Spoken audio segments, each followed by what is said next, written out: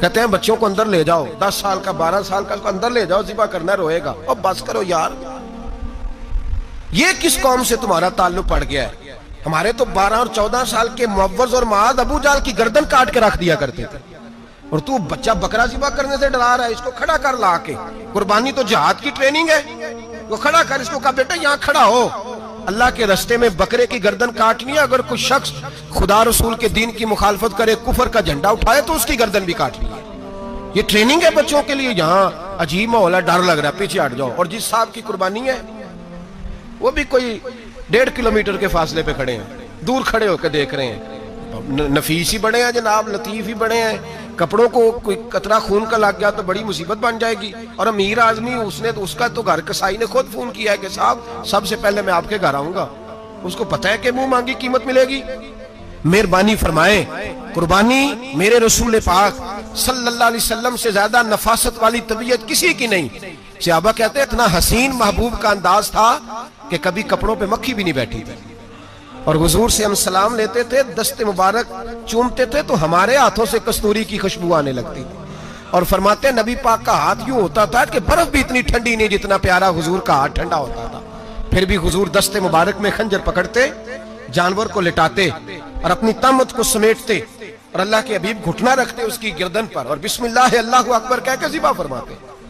حضور خود دست مبارک سے، تو اتنا زیادہ نازک مزاج ہو گیا ہے کہ اب یہ والی سنت ادا کرنا مشکل ہو گیا تیرے لیے۔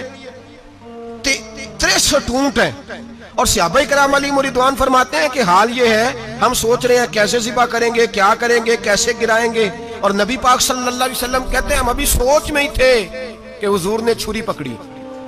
خنجر جب حضور نے اٹھایا تو فرماتے ہیں اونٹ دوڑتا ہوا آیا اور نبی پاک کے سامنے آ کے لیٹ گیا۔ فرماتے ہیں اللہ کے رسول نے بسم اللہ اللہ اکبر کہہ کے ذبح کیا، اس نے ٹانگ بھی کوئی نہیں ہلائی، پیر بھی کوئی نہیں ہلایا۔ وہ کسی شاعر نے بڑی عجیب بات کہی تھی، اس نے کہا پھنسی جو دام میں بلبل تو لگی یوں کہنے، کرے گا قتل کیا تو نے جب اسیر مجھے، کباب شمع کے شعلے پہ کیجیو سیاد، شکل گل نظر آئے دم اخیر مجھے۔ وہ کہتے ہیں بلبل کو شکاری، سیاد شکاری نے پکڑ لیا بلبل کو، تو سیاد سے بلبل کہنے لگی تو نے پکڑا ہے تو قتل تو کرے گا ہی نا، کھائے گا تو صحیح، ایک میری منت ہے۔ شکاری کہنے لگا وہ کیا؟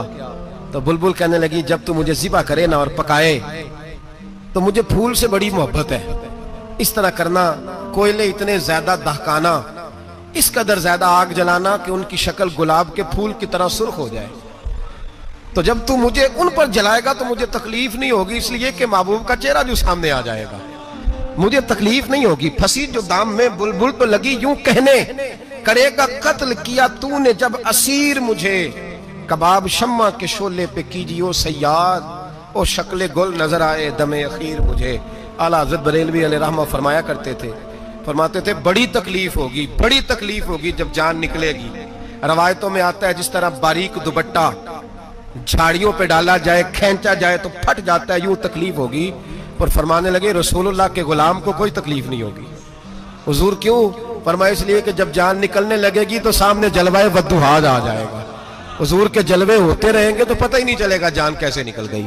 پھنسی جو دام میں بلبل، تو صحابہ فرماتے ہیں کہ اونٹ دوڑتا ہوا آیا، حضور کے سامنے آ کے لیٹا، نبی پاک نے ذبح فرمایا، اور فرماتے ہیں حد ہو گئی۔ حضور نے توجہ فرمائی تو دوسرا دوڑتا ہوا آ گیا، تیسرا آ گیا۔ حضرت ابو ہریرہ فرمایا کرتے اونٹ ایک دوسرے کو دھکے دیتے تھے، پیچھے ہٹ جا، پہلے میں نے جانا ہے، پہلے میں نے جانا ہے۔ 63 اونٹ وادی منا میں حج کے موقع پر میرے رسول پاک نے دست مبارک سے ذبح فرمائے۔ ہر قربانی حضور نے اپنے ہاتھوں سے فرمائی۔ قربانی واجبات دین میں سے، ضروریات دین میں سے، اور کوئی اتنا لمبا چوڑا مسئلہ نہیں، بہت ساری چیزوں کو خود بخود مشکل کر لیتے ہیں۔ ٹی وی پہ خبر آتی ہے فیصل آباد کے 2 بیل ہیں، بولو اور ڈولو، پتہ نہیں کتنے من ان کا وزن ہے۔ ان سے پوچھا جا رہا ہے کہ بولو ڈولو کھاتے کیا ہیں؟ تو کہتے ہیں بادام کھاتے ہیں، مکھن کھاتے ہیں، یہ جناب پتہ نہیں ان کو دودھ کتنے کلو روز پیتے ہیں، اور بولو ڈولو بیچارے سے خود نہیں چلا جا رہا، لگ ایسے رہ جیسے وہ خود کہہ رہے ہیں مہربانی کرو ہمیں ذبح کر لو، اب تو اٹھا بیٹھا بھی نہیں جا رہا۔ او خدا کے بندو، دین کی اصل حقیقت کو سمجھو۔ یہ تو حضور نے فرمایا خوبصورت جانور لاؤ، یہ کس حدیث میں آیا ہے کہ اسے بادام کھلاؤ؟ آج لوگ